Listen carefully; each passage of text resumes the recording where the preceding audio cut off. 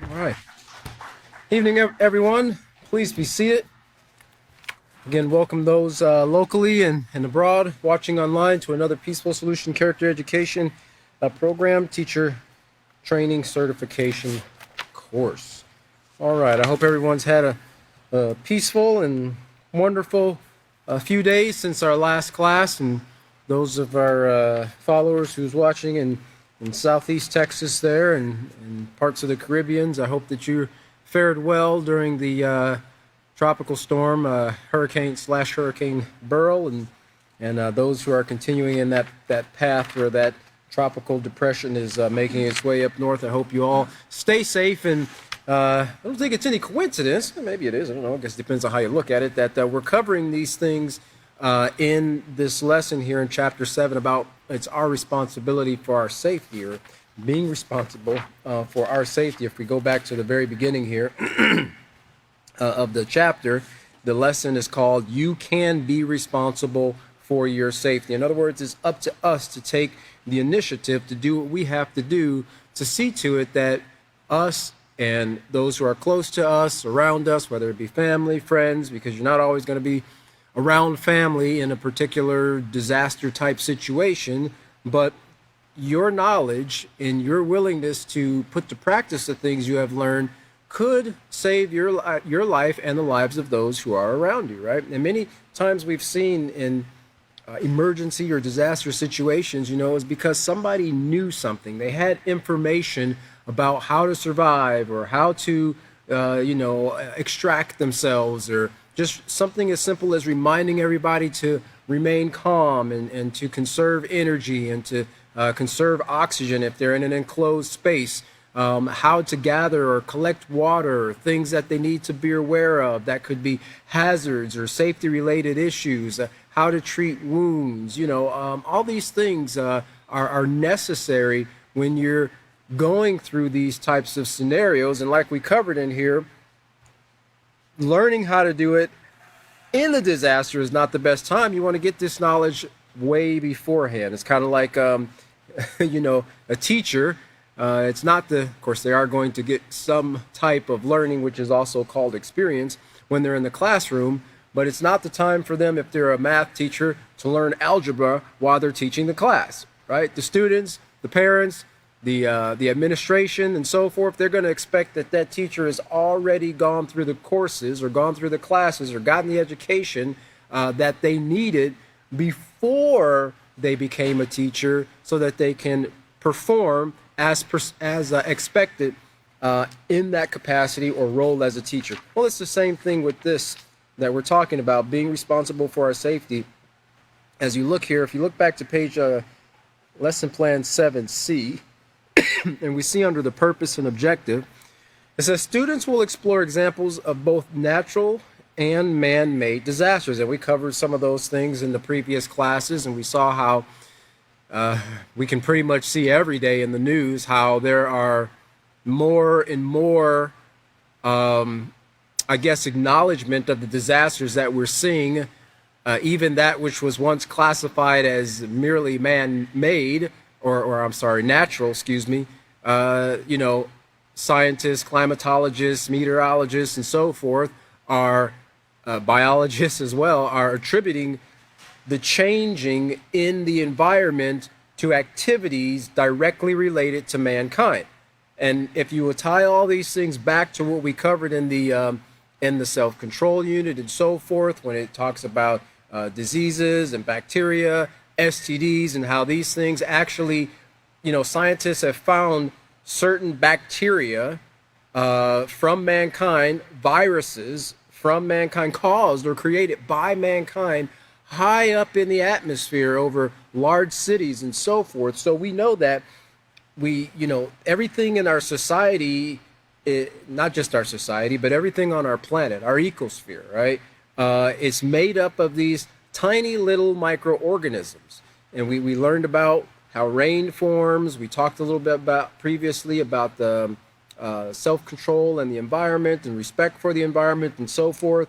How those little microbes, they actually control something like rainfall and how big the raindrops are and how how much comes down at a particular time over a particular space. Those are microorganisms that deal with those things. And when you take into consideration that these things, whether we can see them or not, we can look, right now we're looking through billions and billions of microorganisms, but we can't see them. They're not invisible, or they're not visible to the naked eye, but they're there. When we take a breath in, we're breathing in oxygen molecules and microorganisms and so forth. The air that other people are breathing out, we're breathing in, and so forth. These things are around us all the time. And if we were to walk around with microscopic goggles on, in our everyday life, we'd probably be pretty grossed out, to see the different bacterias that are even on the surfaces. There's been several news stations that have done, little I don't want to, not whatever they call them. They've gone through and they've swabbed, they've gone through and they've done tests in grocery stores, public places where people would, normally frequent. They sampled door handles. They sampled the obvious places like, the handles of faucets and, toilet handles. They sampled things in and around the kitchen, in restaurants, trays and things of that nature, shopping carts, cell phones, remote controls, and things like that. And they found copious, large amounts of bacteria on everything that they sampled. And one of the main things that they found, fecal matter, right? Now we think about this and how many times we're, touching our face and doing this, wiping our eyes, got something stuck in my tooth right there, right? Yeah, if you could see that brown thing that you just put in your mouth, you probably think twice about sticking your fingers in your mouth after coming outside, or after going to the store, or after grabbing a door handle or something like that. But the fact is all these things play a huge part into, and the man-made disasters or the man-made activities are creeping in, or have creeped for a long period of time, into what is classified as natural disasters. And of course, we covered that in the previous class, so we're not going to go too much about it in this class. But it's necessary that we as teachers are aware of these things and being prepared in how to deal with earthquakes, in the event of a tornado, or as we just saw here a few days ago, hurricanes or tropical storms. How do you deal with flooding, right? How do you deal with power outages? How would we deal with, as William covered in his class, germ warfare, biological warfare, and even as some people have experienced, nuclear warfare, right? And there's also other things that have been affecting people that are a little bit on the smaller scale, but it affects people greatly when it comes to their health. There's been many cases that have gone through various courts, even up to the Supreme Court, when it comes to, things that people get when they live around certain power plants, or things that occur to people's health when they, because of how the water is treated and so forth, when they live around certain chemical plants or manufacturing plants, and how that affects the community. There's been class action lawsuits by people within the community because of changes to their health as a result of what's taking place in those manufacturing plants or those power producing plants. Or I just saw on the news recently, there was there's what they call a Bitcoin mining operation, a very, very large Bitcoin mining operation that is people are suffering some pretty interesting health conditions as a result of it, because of the amount of noise that's coming from the plant. Now, there's probably some other things frequency-wise that they're not, registering, but people and their animals are actually suffering some things as a result of it. And I saw just a clip.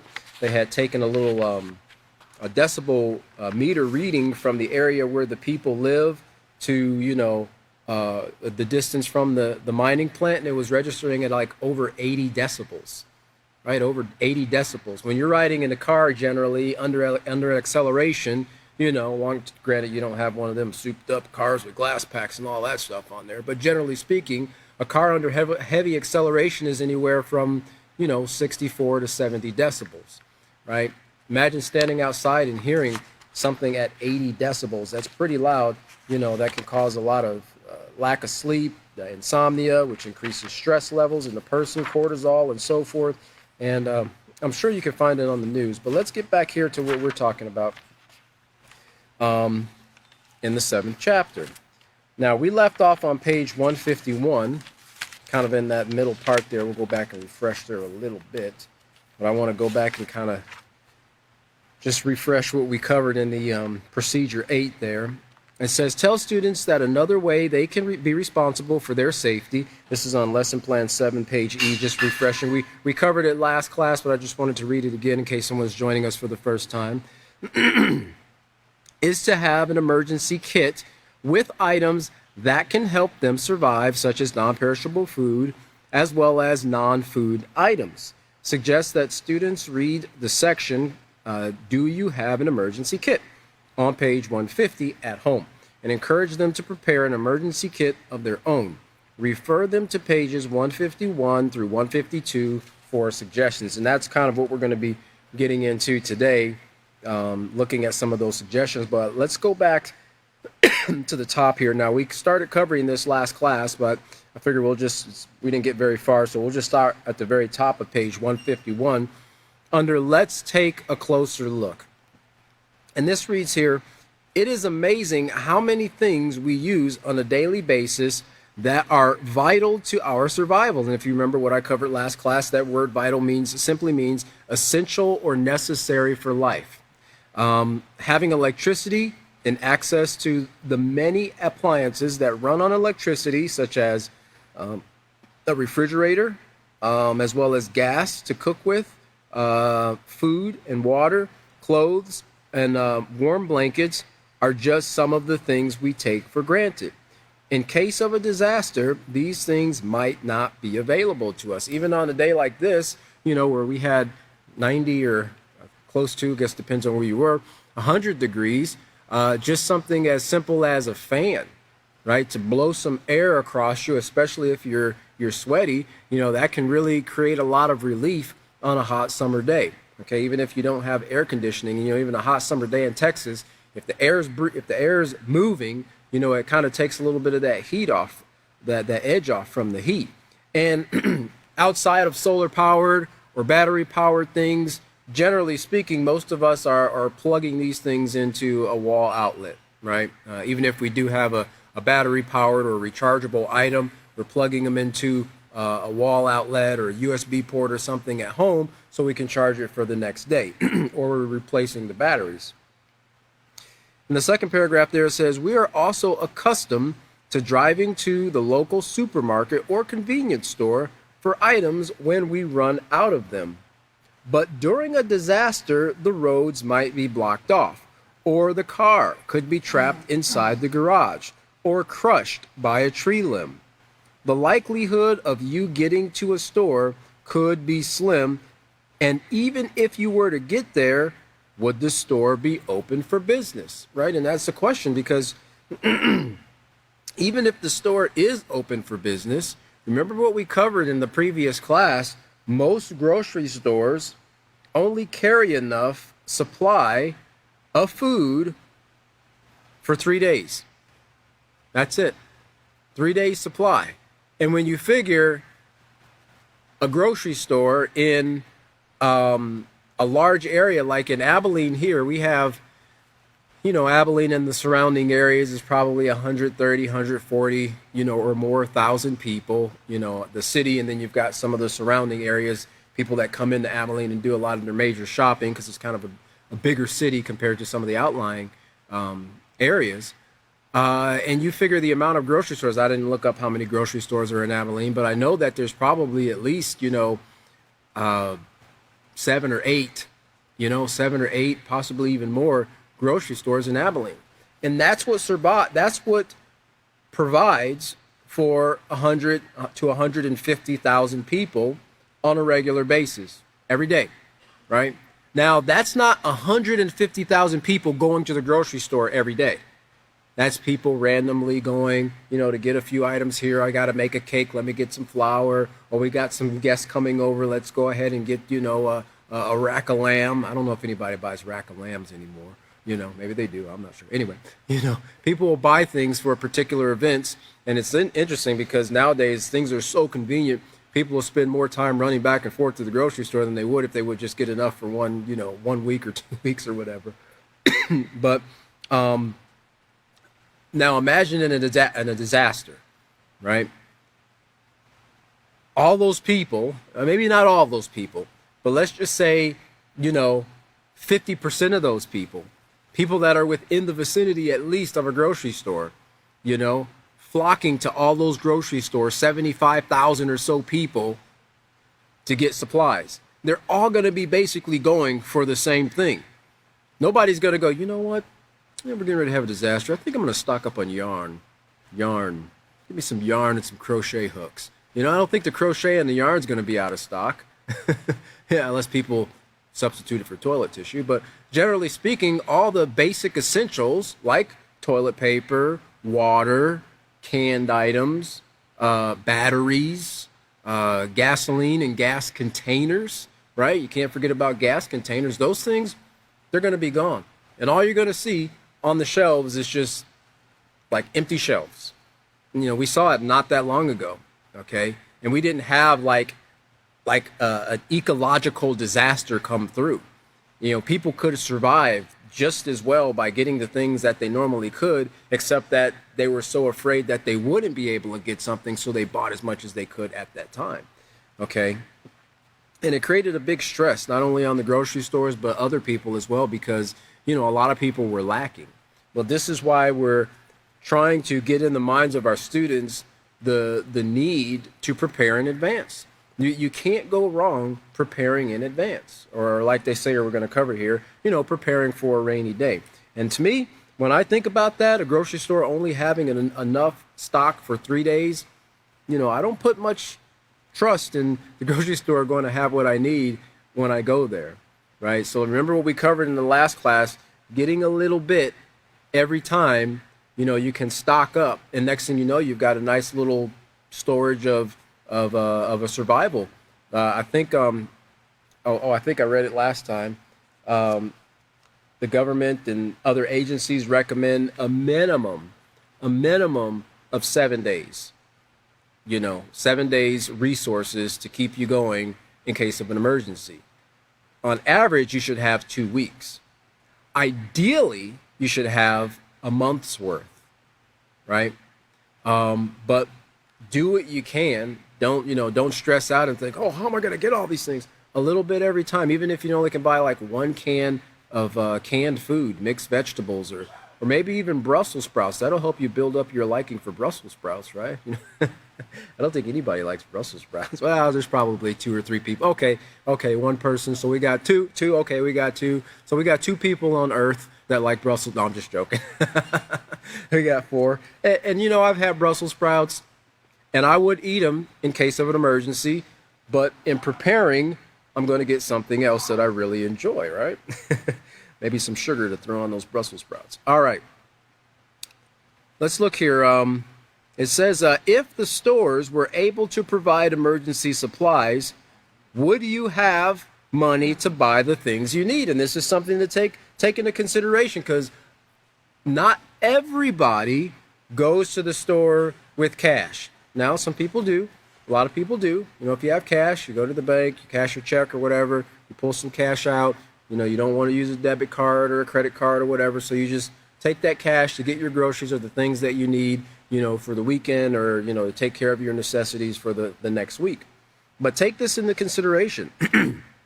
Remember, if power lines are down, banks and cash machines will also be affected by the disaster. Now, you know how stores, they weren't affected by those things about 10 or 20 years ago.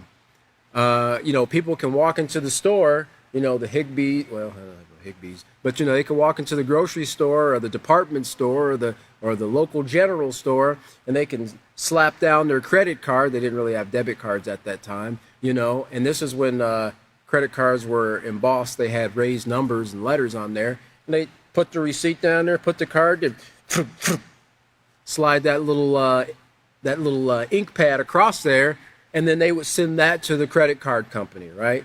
And of course, people found a way to scam that, so they had to, do it a lot differently. But I remember that growing up. You just put that credit card there, and they just slide that over, and it was like gold. They had no way of verifying, if you were overdrawn, if you had money on there, if it was a brand new card, if it was activated or whatnot. But nowadays, everything is, chipped. You slide your card in, or it's a touchless type system. And if the credit card machines are down, oh, in a typical day, even without it being disaster, people are impatient. They'll say, hey, I got over here if you're cash only. And, nobody will really go. Everybody's got their little debit cards and everything ready for them. So what are you going to do in a situation if there's no power? Well, having a little cash on hand is very helpful. Let me see here. We're going to, yeah, I won't get into that. We're going to go into some of these things in a little bit here. So it says there, it's best to have a little cash on hand and small bills. Now I'm talking about the average size small bills for us average folk, like ones and fives. Don't use the twos. No, I'm just playing. You can use the twos. Ones and fives, tens and 20s. Don't come in the grocery store with $1,000 bill or a $10,000 bill and try to buy up everything, right? Unless you're going to pay for everybody in the line behind you. But small bills, because why? Look what they say here. Stores might not have money in their register to give you change. Having small bills will enable you to have the correct amount of money for the items you need, or you're going to end up walking out with less money or less change than what you should be getting because they just don't have it. One of the things I know is first thing in the morning, certain stores, yeah, I see it in the cashier's face. If you bring in a big bill or something like that, they're like, oh, okay, let me see what I got, because they just stock their drawers, right? And they only have a certain amount of money in certain denominations. And if you give them, $100 bill or something like that, that's going to wipe out all their small bills and wipe out their ability to give change to the next customers. So keep that in mind, Now, don't go telling everybody, right? Oh, I got plenty of money in savings. I got it right underneath my pillow. Right? Or I got it buried out in the backyard in a coffee can. Oh, okay, yeah, people get pretty desperate in those situations, and you'll find a whole bunch of holes in your backyard next time you go, or your pillow gone, or a thank you note under your pillow. Some of the main things to consider when you prepare your emergency kit are water, food, heat, light, finance, safety, health, and sanitation. And we're going to get into a few of these things here. As we have a little, this is pretty decent list here of some of the things that you can use to stock up on your kit, your emergency kit. All right, and the first one here is bottled water. Now, bottled water. Now, I went and looked just to verify, in regards to water, because you do have to store water safely, but generally speaking, water has an indefinite shelf life. As long as it is closed, if it's in an unopened container. Now, you store water, you get water, and you store water in the bucket, well, it's going to evaporate, right? It's not going to last in that bucket very long. And they do say, like, in case of an emergency, they'll tell people, start filling up as many containers as you can with water. Because we don't know how long the power is going to be out. We don't know how long the backup generators are going to continue. We don't know the demand on the water, but eventually the pumps are going to stop and no more water is going to be pumped to your house. So they say, filling up your bathtub. If you have a bathtub, fill that up with water. Get 5-gallon buckets. It would be a great idea to keep a few clean 5-gallon buckets and with lids and storage. That way you can, fill up a couple of those or however many you have, and then seal them off, right? But filling up your bathtub, filling up your sink, even filling up a dirty bucket would be beneficial for something like flushing the toilet or, taking care of some non-potable purpose, right? because there are ways that you can kind of clean water up, and then you can find a lot of that information on a lot of the FEMA websites and so forth. But having water is very essential. Now, we can go a long time without food. We can go a long time without many of the things that we think are necessary, but you've got to have water. We can go a particular amount of time without water, but eventually your body's going to need that water, right? So you want to have a clean source of water. Now, here we recommend a few 20-ounce bottles of water. I would say at the very bare minimum, right, have a few 20-ounce bottles of water. Generally speaking, most professionals recommend 1 gallon per person per day. Now, obviously, you can't, guess what the next disaster is going to be and how long you're going to be without amenities. But generally speaking, you can, even if you go to like a Walmart or, a local convenience store or something like that. Well, you can't probably get it at the convenience store, but at least, grocery stores, you can buy a gallon of water, spring water, for less than $1. You used to be able to get them 2 for $1. Water was pretty cheap, but now it's pretty expensive because it's a big $1 billion a year business. But get one of those and store those in a out of direct sunlight and so forth, and you can save it for when you need it. You want to make sure that you keep it safe where it doesn't get frozen. Not that the freezing is going to hurt the water, but the freezing could burst the containers that the water is in. They do expand and contract a little bit, but when you have a lot of that, eventually that plastic or whatever can break down. And when your water thaws, well, there goes all your water leaked out of the container. So 1 gallon per person per day, and they recommend 2 gallon or two 2 quarts for drinking, and 2 quarts for cooking. Then again, of course, you want to have a little bit for cleaning and so forth if you need it. Then the next point there is a change of clothes and shoes, a set for each family member. That is a set of clothes or shoes for each family member. And like I mentioned in the previous class, you want to make sure that you have, if possible, and if you're thinking ahead, or you can when something comes up, you want to make sure that you have a way to keep the clothes dry, especially if you're in like a disaster where it could be something like what we just saw here, tropical storm or hurricane or torrential rains. Some of these areas, they have what's called monsoons. They don't call them hurricanes, they call them cyclones, where you might have flooding and things of that nature. You want to have a way to keep those clothes dry, clean and dry as best as possible.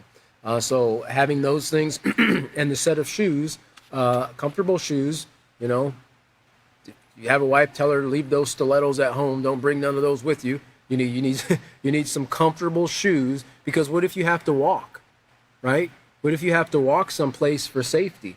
If you have to walk to a place for, a safe house or emergency care or something like that, you don't want to be in an uncomfortable pair of shoes. So it'd be great, even if you can, as a way of, most of us, when we get a little bit older, we're not dealing with the teenage or toddler thing, where our feet are continually growing. So, find you a nice pair of comfortable walking shoes, so that, or like some type of a walking boot or, hiking boot, even if it could be waterproof. There's ways you can waterproof shoes and boots and so forth, so that if you do have to make a trek, you can do it in somewhat comfort and to keep your feet dry. Nothing like getting soaking wet feet and then calluses as a result of your skin being soft, and then your feet hurt. Your feet hurt, man. It just seems like you can't do very much. All right, then it says blankets. You might not have any heat, right? You might not have any heat for keeping yourself warm, because the gas could be cut off. Now, if you have propane, then you're in a lot better condition than someone who's in a city who depends on natural gas being supplied to houses, because propane, you got it stored right out there in your tank. Even the little propane bottles, it would be a great idea to have some type of adapter that you can use on the propane bottles to power a little, propane heater, or a little propane 1-burner or 2-burner stove, because that could be a way to boil water if you need to, clean up some water, or provide some heat. or to cook something. Even if you were in the middle of a desert, or not desert, a blizzard, you could even melt some snow so that you can have water. Contrary to popular belief, even when it's cold, you still need water, right? Cold dehydrates. You ever pulled out some meat out of the freezer and it's all dried and hard? They call that freezer burn, right? You think freezer burn? Well, because it sucks the moisture right out of the skin. That's also what you get with frostbite as well. It freezes and it sucks the moisture out of the tissues. It could be pretty painful. So make sure you have some blankets to keep you warm in case of an emergency in cold weather. Now, I didn't go through all of the different fabrics that you can use. You can go online or look up some resources in an encyclopedia or something and find some information. But generally speaking, usually the natural fibers or natural fabrics are going to be the best against your skin to keep you warm. Now there's different applications for different fabrics, so it'd be great to kind of educate yourself when you do have some free time. Those are the kind of things you should be putting in your mind, right? What could I use in this situation? I know that I'm going to need this. What is the best product to use, right, to keep me and my family safe? In regards to blankets, wool is at the top of the list when it comes to warmth. It says it's the warmest fabric that you can find. As you probably know, wool comes from sheared sheep and sometimes other animals. It has natural insulating and moisture wicking properties to keep you warm in wintry weather. And then another fabric is silk. Now you might be thinking, oh, well, that sounds fancy, but silk is not meant as an outer layer. Silk actually works as a great underlayer. There's a company out there that manufactures sports garments and so forth, and they have a synthetic fabric that is used as an undergarment or a first layer or underlayer because of its mimicking properties of what you see in these natural properties of silk, right? Silk, it's a great insulator, it's lightweight, and it's breathable. And a lot of the things you want against your skin, you want them to be breathable, and you want them to be able to also wick moisture away so you don't get hot and sweaty underneath your clothes when you're in an environment that's extremely cold. Remember what I mentioned to you before, wet is cold, right? You don't want to get wet. You want to stay dry because you have a better opportunity of survival if you're dry and cold than you do if you're wet and cold. Wet or water has the ability to remove heat from the body very, very quickly just through basic thermodynamics. All right. The thing to know about heat is, just to keep in mind, heat always flows from high to low, right? Higher temperatures to lower temperatures, okay? When you open up the door in the wintertime, you're not letting in all the cool air, you're letting out the hot air. And that hot air is being replaced with the cool air that's coming through the door. So keep those things in mind too, because it'll help you to know that, when you're trapped in an area where you have to keep heat, you want to make sure you're not just opening up the door out of your storm cellar, I thought I heard a dog barking. Well, now you got to heat the whole room up again, right? So these are things to keep in mind. And then another fabric is flannel. Everybody knows flannels, right? We got a couple of lumberjacks in here, right? No lumberjacks? Okay. All right. Flannel might actually be made from wool or different types of yarn. It's also a winter staple for everything from shirts to bed sheets due to how well it protects you from the cold. The durable fabric insulates well, and thanks to air pockets throughout the fabric, you're well protected from the wind and whatever winter has to offer. Plus, it works well as both an inner and outer layer, right? So wearing your flannels, and the way things are designed too, even like thermal undergarments, they're typically not made from flannel, but the design of the undergarments are designed to keep you warm with different pockets and so forth. All right, so keep those in mind when you're thinking about blankets. Like I said, disaster doesn't wait for the summertime to strike. It doesn't wait for the most optimal weather to strike. So having things in any situation or in any season is going to be your best option. Okay, then you have weatherproof matches and candles. Now, you see here on the side it says, do not light these until you are sure there is no gas leaks. And despite what you might have seen on the internet, using a candle or a lighter is not the way to find a gas leak. Okay? Note to self, do not use a flammable source to find a gas leak. Okay? Usually with things like natural gas or propane, they put odorants in them because methane itself does not have a smell. So the manufacturers or the gas companies will insert an odorant in the in line while that thing's being sent to the home or wherever it's going to, usually way before in propane, so that if there is a leak, you can smell it, right? Unlike what we talked about in the previous class that has no odor, has no taste, and is colorless. You remember what that was? That you can get toxicity and poison from it. Carbon monoxide, that's right. These things do. So it's great to familiarize yourself with it. I don't mean go sniffing, go back to self-control and, but if we've ever cooked on a stove, you know what propane smells like, right? Just that first turning on of the valve, usually a little bit of propane comes out before it ignites. So keeping those things, once you smell it, you're usually familiar with it. And if you smell something, don't light anything. Don't allow anything. Sometimes even turning on a light can spark an explosion because of old wiring in buildings, or if there's down powered lines. If you smell propane or gas in a house or in an area, right after a natural disaster, it's best to move away from that area because you don't know what could spark it and what could set that off. But making sure that these things are weatherproof is beneficial. We learned when I was in kind of like a Boy Scout thing. It wasn't Boy Scouts, but we learned how you could actually weatherproof. And there's several different ways you can weatherproof matches from turpentine. You can use wax, dip in the little heads in wax. And there's other different procedures you can use. And they'll keep your matches or the little tips with the sulfur or whatever on the tip of it from getting wet. Because if those things get wet, you can strike all day long and you're not going to get anywhere. So you want to make sure that you have items like that in a safe way, or you could put them in weatherproof containers, like maybe double Ziploc bagging them, or putting them in those vacuum sealed bags. Those will be a great way as well.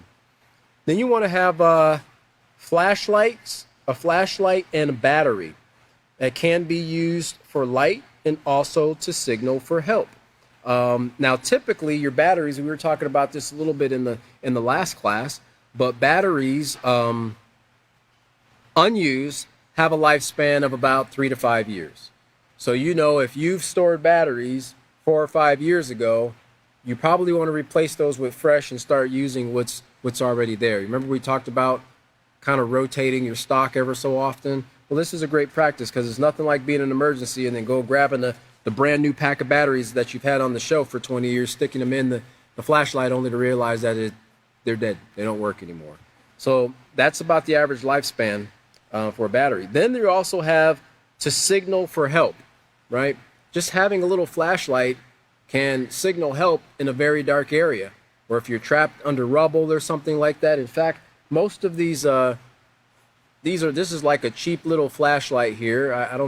I think I might have got it at the dollar store or something like that. You can get them at Walmart or a camping store or whatever. But most of them have a feature on here that's Morse code, right? 3 dots, 3 dashes, and 3 dots. Okay. If anybody's watching online, we're not asking for help, so don't come rushing here. But knowing those things can help you in a situation. Like, what if you are? Because there's been earthquakes. People have been trapped under rubble.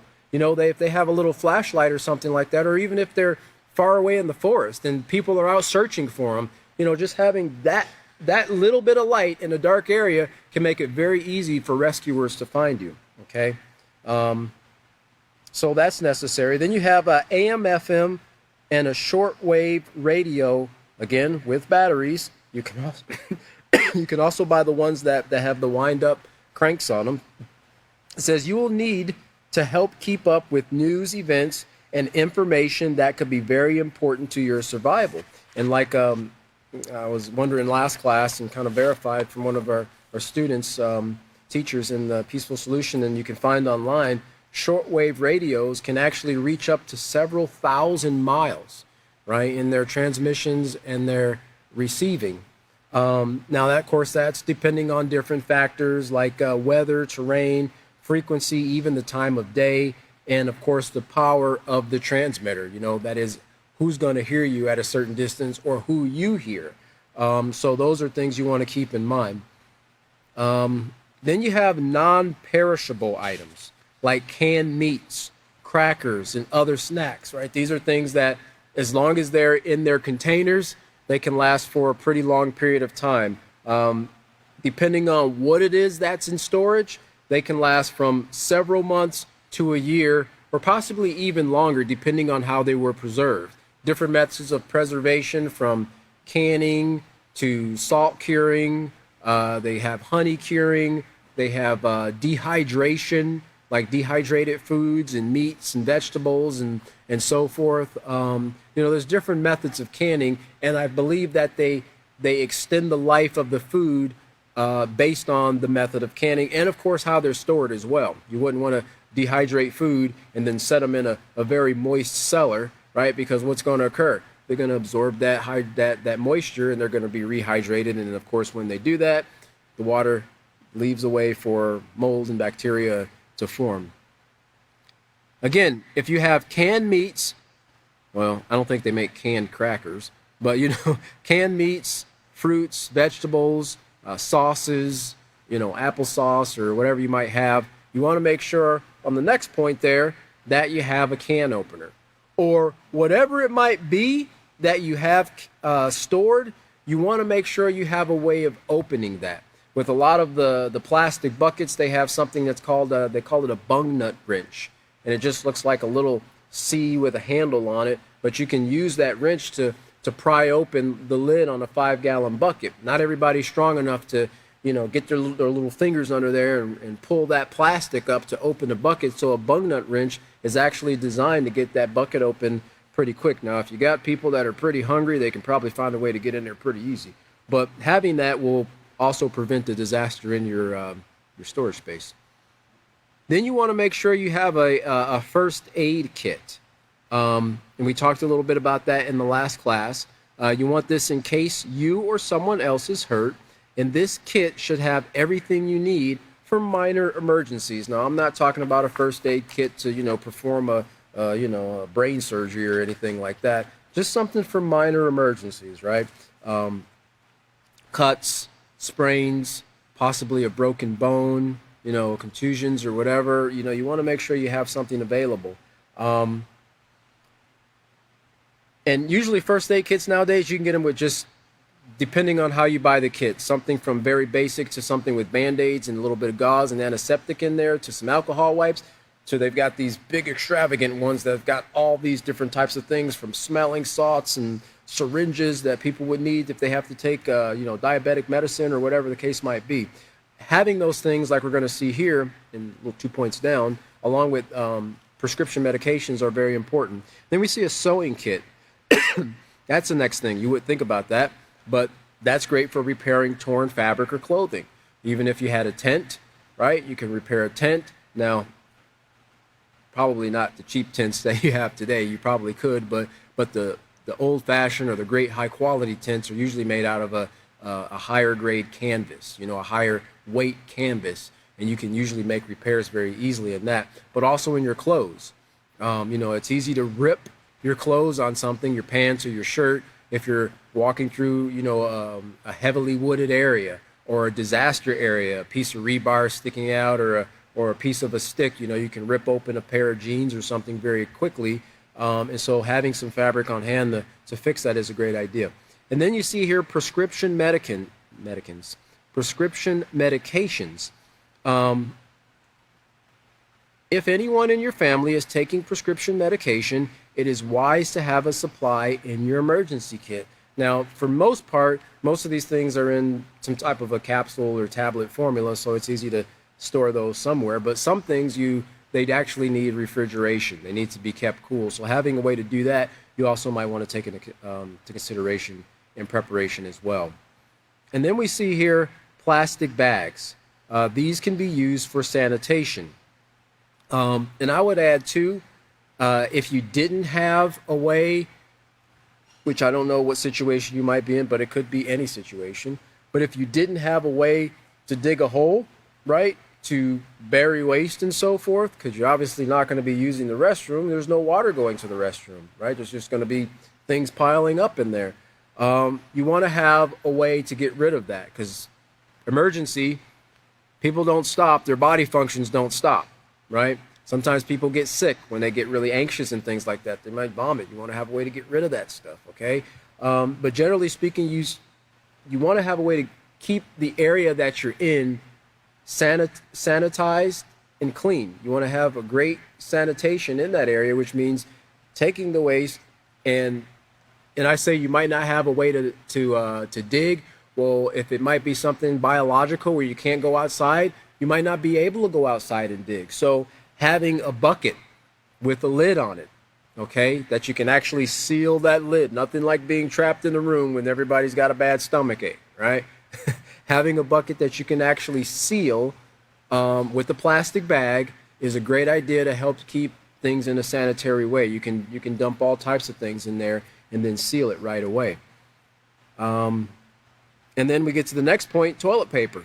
Has a variety of uses, right?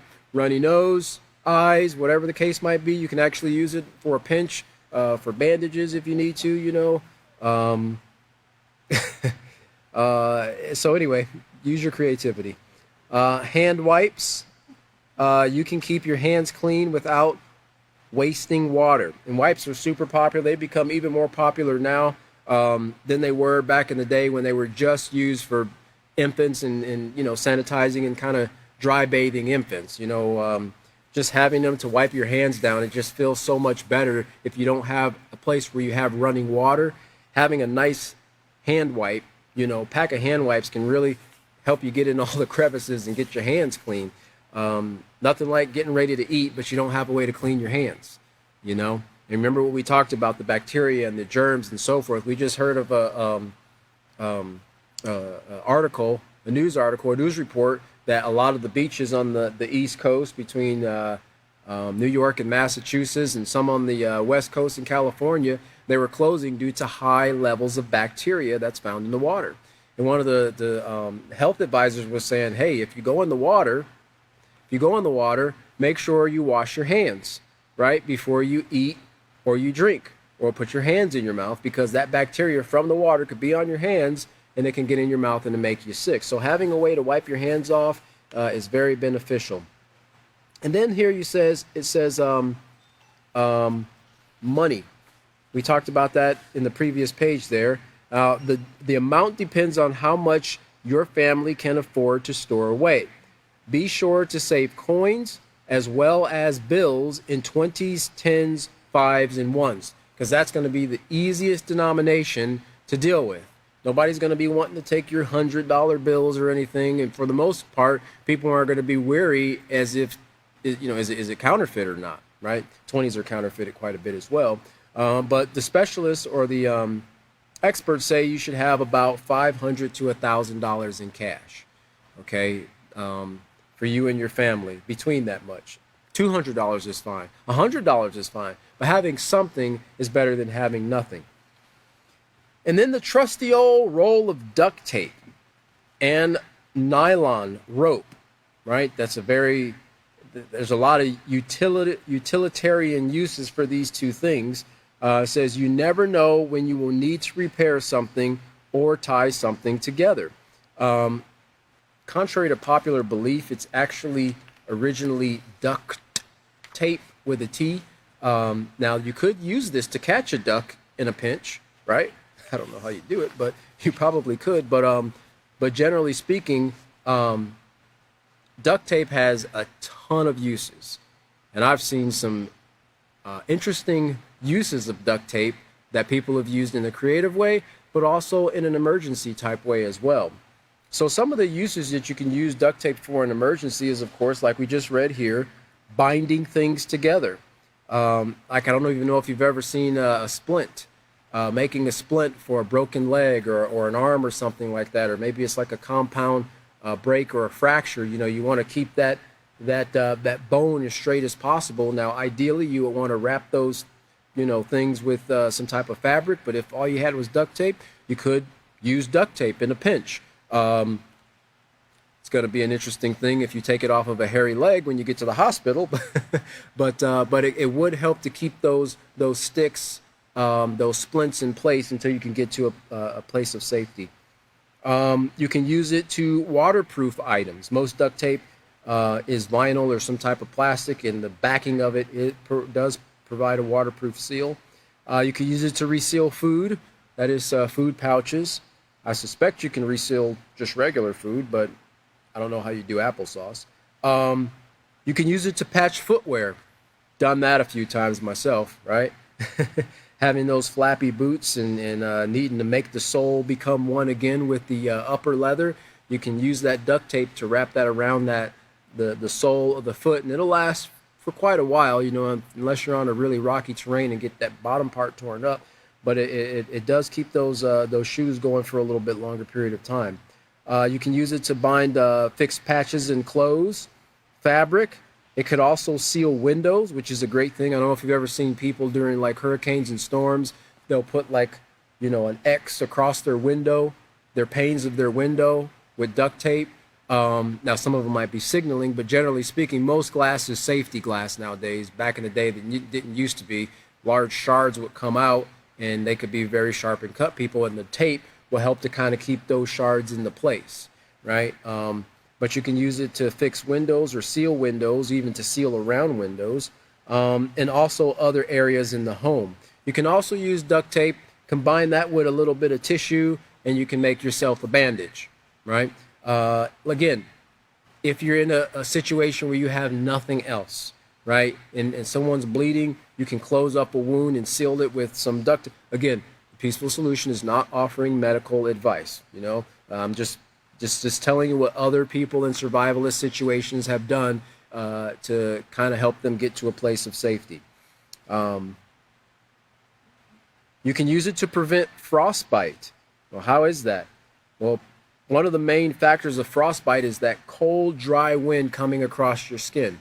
So what you want to do is prevent contact with that cold, dry air coming into contact with your skin. Well, the duct tape will provide an insulating factor or barrier to that. Now, it's not going to keep you from being cold, but it'll at least help you to keep your hands or whatever warmer longer. You can use it to prevent or to tape a sprained ankle, kind of like you tape a sprained ankle with gauze to help kind of stabilize it a little bit. You can use duct tape as well. And also a temporary repair of a radiator hose or even a flat tire to get you to a place that's temporary repair. All right. So that's some of the uses that you can use duct tape or even a nylon rope for. Ropes you can use to hang food up in a tree, hang up clothes to dry out, binding wood together if you have to go and collect wood or whatever, and even personal emergency things as well. And then the last part there is basic tools like a hammer and nails. Well, never mind. Hammer and nails, screwdriver, and screws could come in handy for repairs. Knowing how to use these things and even doing a little bit of practice, right? And I'm not just talking about the guys. Have your wife or your children, your sons, your daughters practice, hammering a couple of boards together, hammering or screwing a couple of boards together. That way they know what to do. Not everybody's going to hit the nail on the head the first time. Help them to understand that you don't hammer screws and screw nails, right? It's important to know how to use these things properly, okay? Now somebody goes, I can hammer in a screw, just give me Sure, but you need to know how to use these things properly. So having a little bit of practice, because what? You might have to nail up a window or close up an opening or something like that. Or build even a temporary shelter where you could use your duct tape or your nylon rope for that. Having this knowledge is very beneficial in the time of disaster. All right, so it says you can store these supplies in a duffel bag or suitcase. Wrap the bag or suitcase in plastic so that it will be waterproof. Again, remember, like we talked about the clothes and all the other things, that stuff becomes almost, unusable. Not everything, but a lot of those things can become unusable if they get wet. Matches and clothing and toilet paper. Well, toilet paper that gets wet instantly becomes wet wipes. But, it's hard to use those things. Canned foods and things like that, those things can last, but unless they got air in them, they're not going to float if you're dealing with a flooding situation. Then put it in a safe place, like a closet or under a bed, where it can be easily accessible in case of an emergency. I think I have time to play video 2. This is from the Somerset County, New Jersey. No.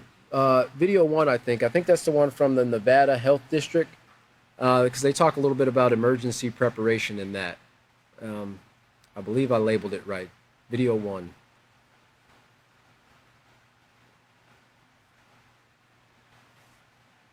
I guess it'd be the next video then. I'm sorry. Yeah, there we go. This is from the Southern Nevada Health District. Hello, my name is Jeff Quinn. I'm a Senior Preparedness Planner with Southern Nevada Health District Office of Public Health Preparedness.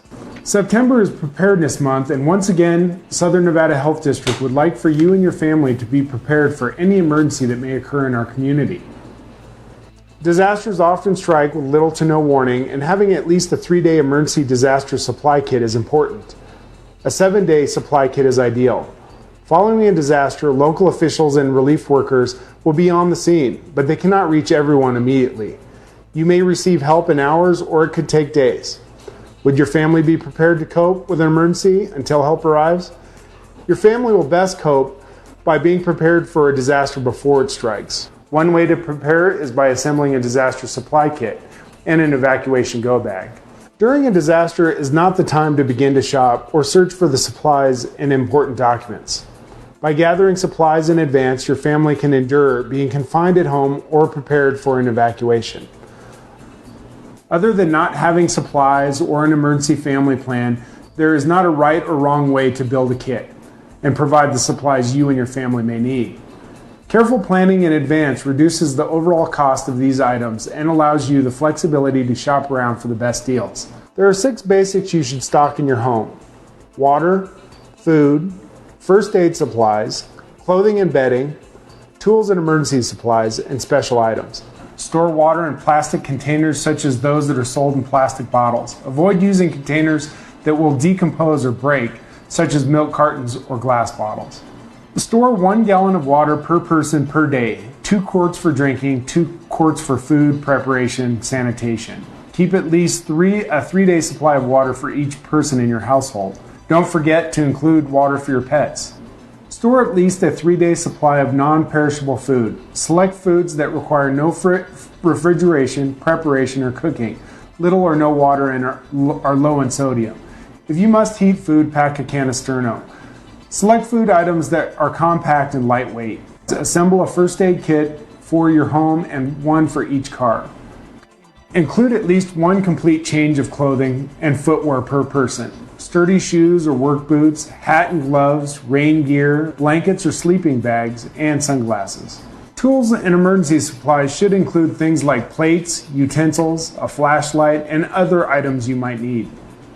Special items include things needed by family members with special needs, such as infants and elderly, or the disabled persons and pets. Store your kit in a convenient place known to all family members. Keep a smaller version of the disaster supply kit in the trunk of your car. Keep the items you most likely need during an evacuation to be placed in your go bag. A go bag is a smaller version of your disaster supply kit that you take with you if you must evacuate your home. Your go bag should be in an easy to carry container such as a camping backpack or duffel bag. Today I will be sharing my personal disaster supply kit and go bag with you. In planning for the emergencies that are most likely to occur in our community, I have assembled enough supplies for myself and my dog. In addition, I have planned for one additional person, such as a friend or neighbor who may require assistance. I have compiled the supplies from a variety of sources, including the internet, local grocery stores, and even my local thrift store. I do not mix my disaster supply kit with day-to-day items stored in my pantry to ensure that I will always have what I need. I will generally rotate the inventory when the items near the expiration dates. I use mental reminders such as daylight savings time as an indicator of when it is time to check and refresh the kit. The disaster and preparedness shopping calendar on our website will help you create your emergency kit over a 6-month period and gives you helpful tips to consider. Print the calendar and purchase the suggested items in small increments during your regular weekly shopping.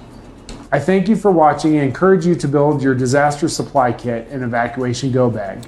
For more information on emergency preparedness, visit our website at...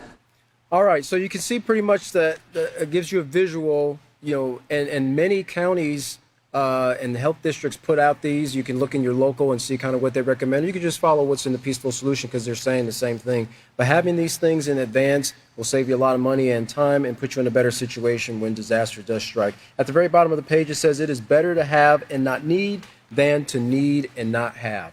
And that's definitely the case when it comes to preparing and a positive character. Well, we're going to stop there on page 152, and we'll pick up on the page 153 for the next class. Our next teacher will be David, and our upcoming class will be this upcoming Sunday, July 14th at 5:30 p.m. Central Standard Time. Thank everyone for coming, and we look forward to seeing you at the next class. Have a wonderful evening.